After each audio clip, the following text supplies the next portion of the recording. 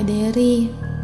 Pagi itu, aku harus mengikuti rapat laporan bulanan ke kantor pusat di Jakarta. Karena tim sedang ada tugas lain, terpaksa aku harus berangkat sendirian menggunakan travel yang berangkat dari Pasar Bandung. Singkat cerita, aku berhasil sampai di Jakarta sekitar pukul 11 siang. Dan rapat serta laporan pun selesai sampai sore hari sekitar pukul 4. Karena lapar, aku tidak langsung pulang. Kebetulan teman-teman di kantor pusat mengajak makan dulu di kafe di sekitar Sudirman. Kami semua makan dan tidak terasa karena keasikan nongkrong dan mengobrol bareng, hari pun sudah malam.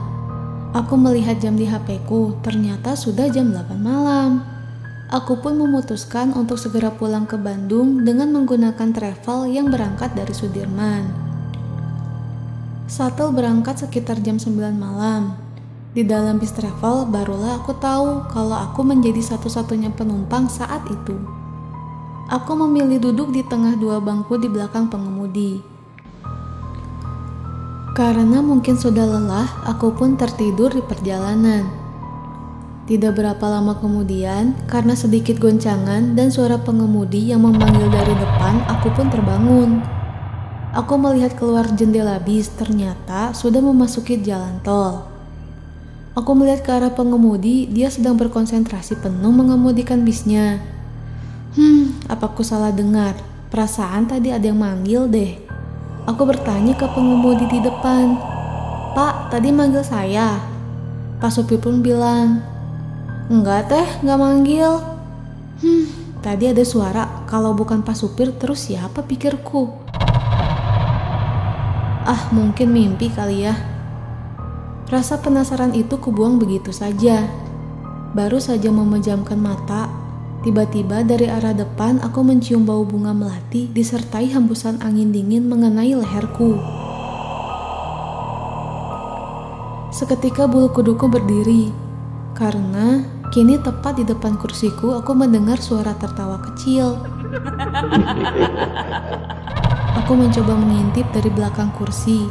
Mungkin ada penumpang lain yang duduk di depan. Tapi kapan ya? Seingatku cuma ada aku yang tadi berangkat dari pool. Aku melihat ada perempuan duduk di kursi depan. Dan bahkan kini aku merasa ada penumpang lain juga yang duduk di belakangku. Karena dari arah belakang aku mendengar ada suara nafas yang terdengar sangat berat. Aku tidak menoleh ke belakang karena pikirku akan sangat tidak sopan tiba-tiba melihat ke bangku belakang. Aku hanya duduk terdiam di bangkuku. Keheningan pun pecah saat suara supir terdengar dari depan. "Teh, duduknya pindah aja ke depan, jangan di situ." Dari tadi aku memang agak sedikit perasaan gak enak dan agak ngeri sih. Aku pun mengiyakan perkataan supir dan segera pindah ke depan tepat di belakang kursi pengemudi. Setelah duduk di belakang supir, "Teh, jangan lihat ke belakang ya," kata si bapak supir. "Kalau bisa di samping aja di sini." Aku pun kembali pindah ke samping pengemudi. "Ada apa ya, Pak?" Supir pun memberi isyarat untuk melihat ke arah cermin di depan. Betapa kagetnya aku karena ternyata dari cermin aku melihat pemandangan yang jelas-jelas berbeda. Spontan aku menoleh ke belakang.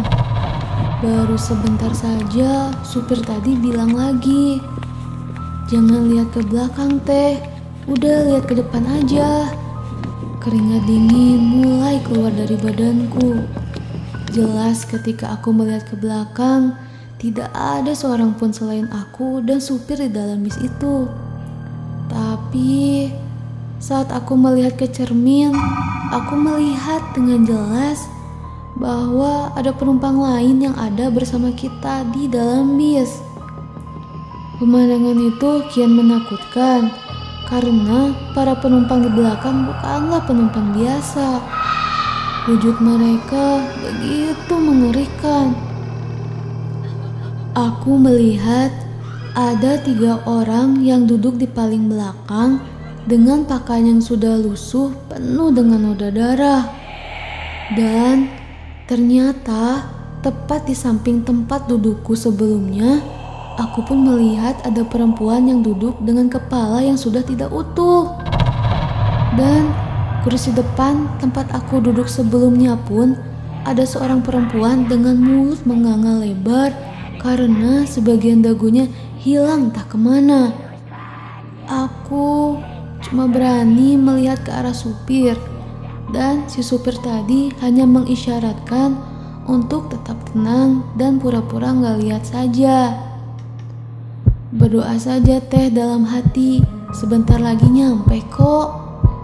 Kata sebentar itu pun terasa begitu lama. Di dalam bis, aku hanya bisa berdoa dan berharap tidak ada kejadian lain lagi yang bisa memperparah keadaan yang sudah sangat menakutkan ini. Akhirnya bis sampai di Bandung dan keluar di gerbang tol Paster. Aku merasa sangat lega karena kini aku melihat di cermin tidak ada satupun penampakan mengerikan yang tadi aku lihat selama di dalam tol. Aku memberanikan diri bertanya ke supir tentang kejadian barusan.